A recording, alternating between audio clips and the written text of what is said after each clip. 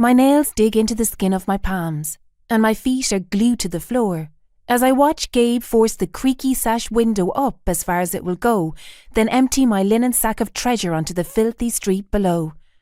The precious fabrics I've been gathering for months, and the hats I've designed and created from scratch. My ideal man, my cool lead singer with the hosier hair, has morphed into my waking nightmare, and he's blaming me. And Christmas, of course. It's only mid-October, but Gabe always manages to channel his inner Grinch before we make it to Halloween.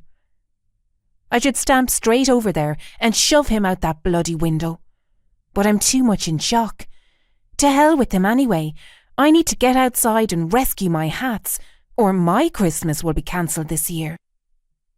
I'm taking a stall at the Galway City Christmas Market in December.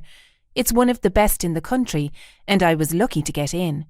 But Gabe's not impressed. I found fairy lights and a string of tinsel in my favourite charity shop, and I left these sitting on top of my oatmeal linen sack. I store my fabric and the hats that I'm working on in there, and I was going to use the lights and tinsel later to start a mood board for my plans. But Gabe can't stand Christmas, and he hates twinkling lights. "I'm not having Christmas tat all over the flat," he bawled, as he spotted my stash. Now the nightmare before Christmas is playing out in front of my eyes. Amelie from the flat next to ours must have heard the commotion. Her husky French accent calls after me as she follows me down the stairs. "Is everything all right, Jess? I heard shouting again." You'd think she'd be used to it by now. "Sorry, Amelie. I have to get outside. Gabe just threw a fortune's worth of fabric and 6 months' work all over the bloody street." I pull back the cherry-red door, and a blast of icy wind whacks me in the face. The smoke-grey clouds above threaten to open up and carry me and my discarded treasure off into the Corrib and all the way out to Galway Bay. But I'm a woman on a mission, and I stride purposefully ahead, straight into a leaf-filled puddle, in my pink fluffy socks. I wouldn't mind, but I know this puddle. I curse this puddle every morning as I lift my docks and leap right over it. Amelie places a hand on my shoulder and urges me onward as she edges past me and around the murky pool.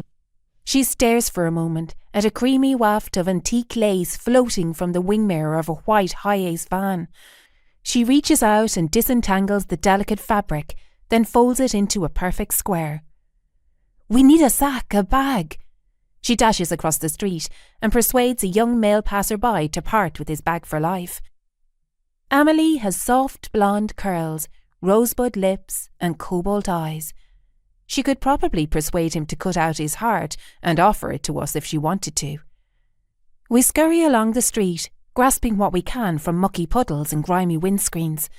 A high-pitched whine catches at the back of my throat, and I spot my green velvet bucket hat dangling from the handlebars of a mountain bike. My perfect creation, my lucky charm. Thank God there's something left to salvage. Of my work, that is. There's definitely nothing left to salvage between Gabe and me.